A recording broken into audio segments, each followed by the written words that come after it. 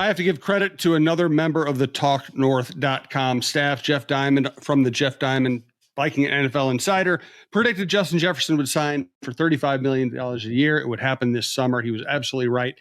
The interesting parts of the deal lay in the details, and we will get to those here with John Krawczynski here on the Viking Update Show. He's John Krawczynski from The Athletic. I'm Jim Souhan from the Star Tribune. We're going to talk about Jefferson's deal, its ramifications, what it means, and how it could play out over the next 4 or 5 years. This is part of TalkNorth.com. We're coming to you from the Aquarius Home Services Studios. We want to thank Aquarius, Twill in the Edina Galleria, TSR Injury Law. We also want to let you know that the best way to listen to this show or any show at the network, subscribe to your favorite podcast app. It's free. It's the easiest way to listen, and we do appreciate it. All right, so John, let's just start with your basic gut reaction to the Jefferson deal actually getting done. Yeah, I mean, not surprising, right? I mean, I think we all anticipated this happening, but I think it's no less significant just because it's not surprising. I mean, whenever you get your guy, one of the faces of the league potentially, locked up like this, given the uncertainty at quarterback, given kind of like this shift that you're going through right now as an organization, from sort of one era to another, having him in the mix is just going to be profoundly important, especially when you look at bringing JJ McCarthy along, you setting up JJ McCarthy for the most possible success that he can have. And I think also sending a message to the fans that that this team is going to be in the market to compete at a high level very soon. Now, maybe that takes one more year to kind of work through some things and get to next summer when you have all this cap space to really make a splash. But it certainly does send a message that that there's going to be no tear down and rebuild, that this is going to go in that direction, and we'll see how that works out in the long haul. But I just think that when you have a star as bright as Justin Jefferson, doing whatever you can to keep him is just really important. No doubt about it. I think it's a great sign for the organization. And I also think, and I talked about this with Jeff and with Don Mitchell on Don's show this week, it's a reminder to be careful where you get your information and where you get your speculation. Because if you paid attention to the things that so many fans were paying attention to, I know because I talk to fans all the time, and I have family members, I have friends, I have colleagues.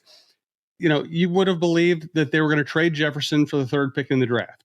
You would have believed they're going to trade Jefferson just to get away from spending money on him. You would have thought that Justin Jefferson was going to pout his way out of town. None of these things ever came close to happening. You're right. And Jim, like one of the things that many of us should have taken our cues from throughout this process was Justin Jefferson himself. Like, we have seen these sort of contract disputes play out before. We have seen a lot of times when the player, if he is truly unhappy, if he thinks he's being done wrong, generally kind of retreats into a shell, goes away. You don't hear from him. He gets moody, all those things. With Jefferson, he was always very upfront, very forthright, very open about the way that he viewed things, about working through the contract. He never skipped any workouts or anything. I understand earlier this summer he did, but for the most part, he's gone through and fulfilled all of his obligations. And I just never got the sense from him that this had reached DEFCON 1, that there was real problems. He always seemed to be very self-assured with it and in a great place. And speaking of it as what it was, a business deal, not taking things personally, doing that. And so that should have been really a big white flag, if you want to call it, to say that this was always going to be resolvable. This was always going to be addressable and possible to get a long-term deal done here. No doubt about it. And again, Jeff Diamond, the former Vikings general manager, I love having him on the network because he talks so rationally about the salary cap, how it actually works. Salary cap causes so many problems for fans because they can't imagine And I understand because it's math, right? If you look at it as simple math, how can you possibly afford to pay this much money for one player and still function? How can any team commit $500 million to somebody or $250 million, whatever it is, and still function? Well, because it's kind of funny money. It's movable money. It's monopoly money. It's money that can be shuffled and hidden and repurposed. So just don't worry about the salary cap. Okay, the Kansas City Chiefs gave Patrick Mahomes $500 million, then won 2 Super Bowls. And they re-signed Kelsey and they re-signed Jones. So it can be done. The NFL is about asset management and intelligence. It's not just about the salary cap. So don't worry about it. They will be fine. In fact, as Diamond always tells us, you can structure deals in a way that actually benefits the salary cap if the player is amenable. And players are usually amenable because they want to win and they don't care if some of their money is deferred or put up front or whatever. And listen, and why did it take this long? Well, because massive deals take a long time usually. And you are negotiating, even if everybody could have agreed he's going to get $35 million a year, you still got to figure out how much is going to be guaranteed, how much of that is going to be in the signing bonus, and how many years the deal is. And I think that's another major part of this deal. This is you and I both agree. This is a great deal for the Vikings. They keep maybe the best player in football on their roster for the next 4 years. No rancor. They get to have him there as they develop a new quarterback. It makes them, competitive whenever that quarterback is ready. But it's an incredible deal for Jefferson. He gets a massive amount of money, a massive amount of guaranteed money, and he gets to become a free agent again if he so chooses at the age of 29 when he might be in a position to make this look like chicken feed. Right. Yeah. So, I mean, very well done by his agents to kind of work through this the way that they did, and get to a point where he has the opportunity to rake in just an enormous windfall right now. And yes, we'll have the opportunity to do it again before he's quote unquote over the hill. So the timing of it, the execution of it, very, very good. I also think the timing of it, the execution of it, very good for the Vikings. I don't like, as much as they gave him, it wasn't an absolute astronomical figure that it could have been. Like, it is the richest deal for a non-quarterback, but not by $10 million. It's by like $1 million.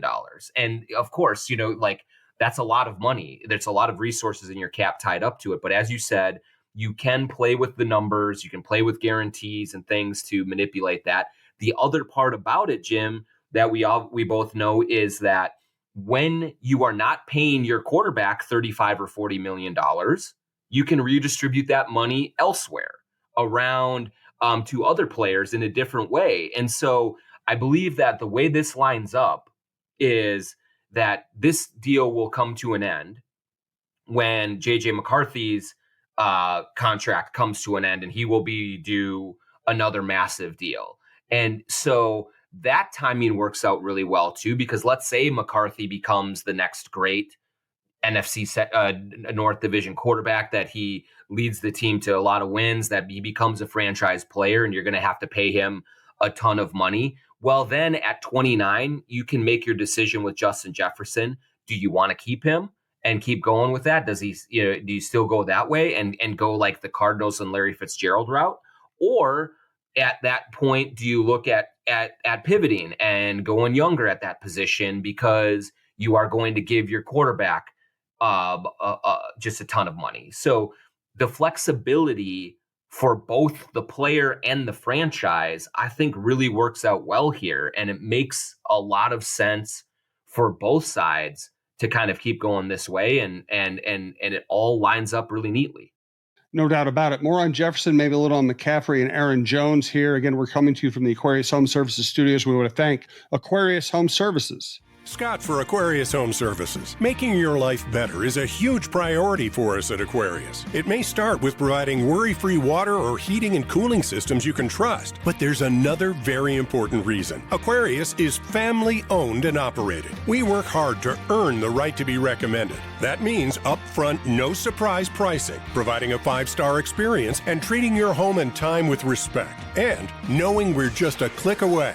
at AquariusHomeservices.com. Yeah, True Vision Institute in Bloomington. I was there earlier this week to get a consultation for LASIK surgery. Found out I'm a great candidate for it, and super easy to set up an appointment. Go in there. They run you through a bunch of tests. Their people are very nice, and they will give you a straight up and honest answer for your options for your vision correction. And I'm looking forward to having LASIK at True Vision once the playoffs are over. So go to truevision.com to set up your appointment, and you won't be disappointed at all. Great people at True Vision. Also want to thank longtime sponsor. They also sponsored the John Krawczynski Show. If you missed out on listening to the John Krawczynski Show this year or coming out to the live shows at Head Flyer with Chris Finch, Tim Connolly, and Michael Grady, you missed a lot. It was great stuff, great season. Great season to have John Krawczynski Show on this network. Check that out as well. Any show you like, please subscribe to. TSR Injury Law has been sponsoring the John Krawczynski Show and other shows across the network for a long time now. 612-TSR-TIME. That's what Steve Terry always tells me. Just tell them the number, 612-TSR-TIME. If you're injured, call the number. They'll take good care of you, or they'll point you in the right direction. And if they win your case, they won't charge you, but they win a lot of cases. So you'll probably both end up very happy with their work. Also want to let you know about my friend Scott Dayton's Twill in the Edina Galleria. Twill by Scott Dayton. You can get golf stuff. You can get everything from golf shorts, which I bought there, to really nice Italian suits for special occasions, which I've worn to a couple of weddings in the last year, to my go-to sport jacket that I can wear with jeans or dress pants, dress shirts, golf shirts, T-shirts, accessories, graduation gifts, gifts for the man in your life. Small, comfortable shop. Not small, comfy, comfortable shop. You walk in, they're not going to bother you, but they're there with incredible amount of knowledge. If you need them, check them out. And thanks to Twill and thanks to Scott Dayton. So I think one of the interesting things about the aftermath of the contract is Justin Jefferson going up there and saying, I'm this team's leader. Now, it sounds good. Do you think, is that the right thing to say at that moment? You know what? Yeah, I think I know, I can see where you're going maybe a little bit with it, Jim. And I think that there's an argument to be made as like, how does that sound? What does that mean? That sort of thing. I also think that when I look at the team as a whole, I wonder where else it's going to come from, if not Justin Jefferson. So I think that Justin maybe recognizes that there's sort of a vacuum of vocal veterans. That, I mean, you still have Harrison Smith, but who else on the team really kind of qualifies right now as that guy? Kirk Cousins is gone.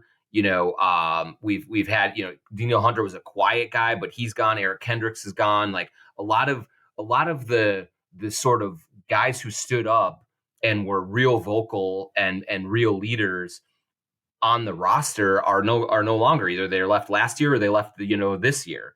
And so I think that's Jefferson sort of recognizing that there is a need for that on this team, that now he is the highest paid player on the team, that there's maybe an obligation. Whether he is fit to do that and how he goes about it, I think will be interesting to watch, because it's easy to say that you want to do that, but it's a lot harder to actually be really effective in making that happen and doing that. So I want to see how that all goes, but I at least understand where it's coming from and where the sentiment is coming from. Hey, all the eyes are on me. There's a lot of expectations. I am going to embrace this and be, want to be out front and be vocal with it. But, it's one thing to want to do it, and then it's another thing to execute it. So we'll see. But actually, I didn't mind in the moment, just given that the rest of the team and where there seems to be that lack of a vocal leader. What do you think about it? Yeah, I don't disagree. It struck me as a little odd. It's one of those things, and I'll talk myself into knots talking about this. Obviously, he's the leader. Obviously, he's their best player. He's a veteran player, and he just signed a long-term deal. It's going to keep him here for a long time. So, of course, he is a leader. I just always wonder, if you're a leader, do you have to tell people? Yeah. And really, honestly, I let me admit this. This is much more of a sports talk, weird debate than it is a reflection on any deep reality. I don't think it really matters. I just thought I'd throw the question out there to see if it struck you as odd at all. Because no, yeah, it is an interesting talking point though, Jim, because let's be real. How many receivers across the league would qualify as that type of, Jerry Rice, obviously back in the day, several others, but typically, that's not, that's not a position that brings that sort of vocal, high respect.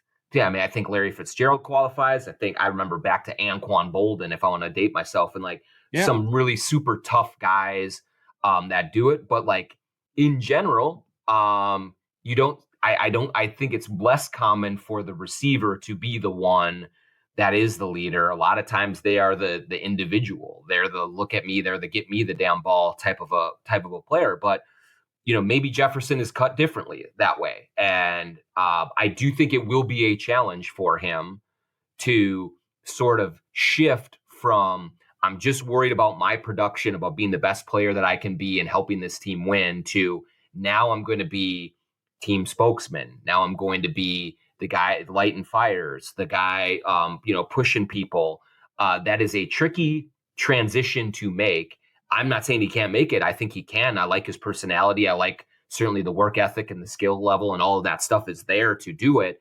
But it is definitely a delicate situation that he is going to end up trying to assume that role. And so it could go well, or he could stub his toe a little bit and be tuned out or things like that. So that will be interesting just to watch how he applies it, because clearly saying it, to your point, Jim, saying it is really putting your foot down and saying and really kind of announcing it. And that's already interesting that he's choosing to do it that way rather than just to kind of quietly, organically sort of take over and assume control. And then have every other people say, nah, that's our guy. That's the guy we're following. Yeah, it is interesting because of the position and because of the personalities of most of the players who play the position. You pulled Anquan Bolden. That's a great pull because he was such a physical, tough force. I do think Larry Fitzgerald was the rare elite receiver who also took a lot of leadership willingly on his shoulders and handled it very well. I go back and I covered Jerry Rice in a lot of playoff run-ups, a lot of regular season games. I knew people in the 49ers organization. And Jerry was kind of a very interesting case. Greatest receiver of all time, most productive receiver of all time, played like a leader. He loved blocking. He loved hitting defensive backs. He played hard on every snap. But I don't know that he took on the spoken word responsibilities of a leader. And he just probably didn't have to, because there were so many great players on that roster. Randy Moss, great player, leader of other receivers, I think, but not a leader of the team. Chris Carter, again, played like a leader, handled himself like a leader, but players didn't like him. Other players didn't follow him. So it's just a really interesting dynamic. I mean, if you're a leader, can you complain about not getting the ball? Yeah, good point. Because it is it's just such an individual position. I'm going to win my matchup. I'm going to get open. I'm going to score.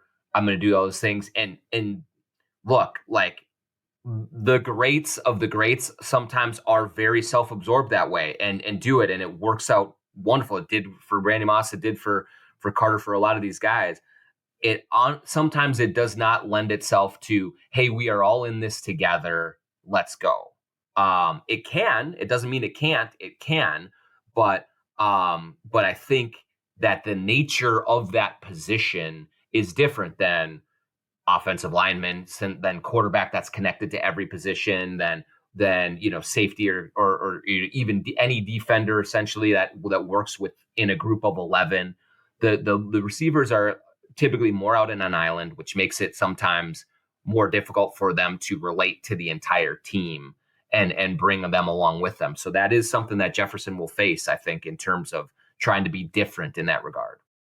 Yeah, that is the interesting aspect. And here, another twist on this. Sometimes when receivers say they should get the ball more, they're actually right. Yes. Let's not overlook that. It's not always just whining. No. And I will also say that one commonality, I think, between Jerry Rice, Randy Moss, Chris Carter, maybe, I don't want to give the guy too much credit, but maybe even a little Stephon Diggs, is they often, and I'll leave Diggs out of this one. I'll talk about the ones that were a little more reputable. Sometimes they complained only after they didn't get the ball after a loss. Right. In other words, if they didn't get the ball and the team won, they were usually fine. When they didn't get the ball and the team lost, and they were like, why wouldn't you throw me the ball if you're trying to win this game? It might not be anything fans want to hear. They don't want to hear controversy. They don't want to hear dissension within the ranks, but sometimes they're absolutely right. 100%. Yes, no doubt. And I have a hard time, Jim, envisioning this season coming up here for the Vikings and ever looking at Justin Jefferson in this offense with this quarterback, with these running back, all that, and saying, yeah, Justin, come on, man, calm down a little bit. You don't need the ball as much. You are literally one of the top 5 players in the league. And the sun in this solar system that is the Vikings offense, and everything should revolve around you. You should be, intimately involved and just involved to an incredibly high level. And I just can't see a scenario where I walk out of a press conference and Jefferson says, I need to get the ball more. And I'm like, man, this guy is totally off base. He should not be able to, he's asking for too much here. And another thing, let's give some credit to the Vikings offensive coaches here as well. I don't think Justin Jefferson stays here with one struggling quarterback and one unproven quarterback and says, I'm fine here, unless he trusts these offensive coaches to get him the ball under almost any circumstances. No question that this is absolutely a huge vote of confidence for Kevin O'Connell, for Wes Phillips, for this entire coaching staff, and the system that they have put in place. It absolutely, I think, caters to Justin Jefferson in the best way possible. It doesn't force the ball to him, but it puts him in many different positions to get the ball, so it's harder to take him away. And I think that he recognizes that he is in the system that is going to be very beneficial for him, and that he believes will help this team win a lot of games, no matter who the quarterback is. As he said, last year there was a lot of different changes at quarterback, and had he been healthy, he feels like he would have made an even bigger impact. So, looking at this offense, if there were questions about the effectiveness of it, about the way he was utilized, about all those things, it would have been very easy for him to say, with Sam Darnold and a rookie quarterback, I need to go somewhere where I can be immediately competitive and have a guy who knows what he's doing. I think he believes that Kevin O'Connell can help JJ McCarthy and or Sam Darnold play much better than anyone would reasonably expect, much quicker than they expect them to. And so that he doesn't necessarily believe that there is going to be a huge drop off because of the offense, because of the coaching around him. Agreed. Let's get a final thought from John. Reminder, we have Mike Grimm on the Gophers, Michael Russo on hockey, Lavelle, Roy, and myself on Chin Music on Baseball Show. We have Jeff Diamond on the Vikings, this show on the Vikings, John Krawczynski on the Timberwolves, Dawn Mitchell show. This week, her guest was Harrison Phillips from the Vikings on Justin Jefferson's deal and other topics. She's doing a great job with her show, which is mostly interviews, but we also kick around a bunch of other topics. This week, we talked about how the Timberwolves were covered this season and in the playoffs, and kind of gave you an insider view of the business. Check all that out. We do appreciate it. When you find a show you like, subscribe to your favorite podcast app. We also have outdoor content and variety content, and we appreciate you listening. All right, final thought, John. Yeah, I just think it's cool to have this all, taken care of. And what I don't know, I haven't confirmed at all, but I wonder if the Vikings were sort of waiting a little bit in terms of announcing a deal like this, just to get past the Timberwolves in the playoffs and all that, and just have their own moment and have Justin Jefferson's own moment this week after all of that was done. Clearly, they wouldn't have been able to if the Wolves were in the finals, but I think this allowed the Wolves to have their shine, and then Justin Jefferson to really have his moment. He had a cool video that they posted. This was all rolled out for him, and I thought it was really well done by the organization in general in marking a huge moment for the franchise and for the player, and allowing him to kind of dominate a day or two in that way. So just I really thought, hat tip to everyone involved for handling it the right way, doing it. No doubt. For John Krawczynski, for our producer, Brandon Morton, for Aquarius Home Services, Twill, and TSR, thanks for listening. We'll talk to you next week.